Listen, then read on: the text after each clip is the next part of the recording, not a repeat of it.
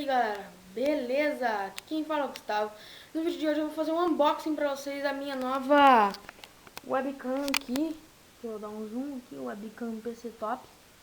E ela é muito bom, galera. Vou mostrar aqui pra vocês as especificações dela. Vocês não vão estar enxergando muitas especificações, ó.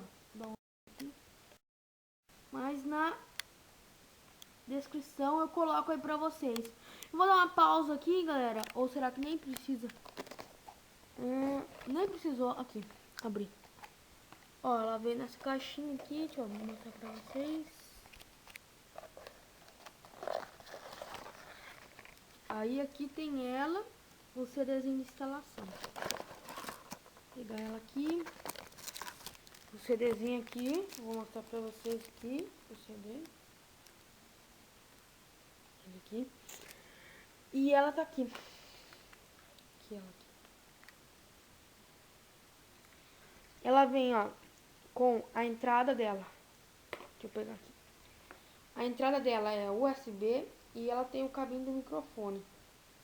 Então eu acho que eu vou conseguir quebrar um galho com ela por enquanto. Pra fazer vídeo pelo menos com voz aqui. Os dois juntos. E o CDzinho. E a...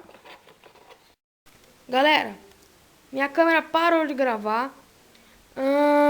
Agora eu já sei que ela só pode gravar 1 minuto. Então vamos continuar com o unboxing aqui.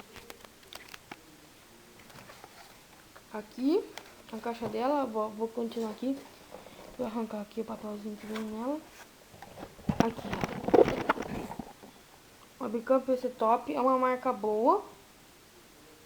Aqui o desenho dela.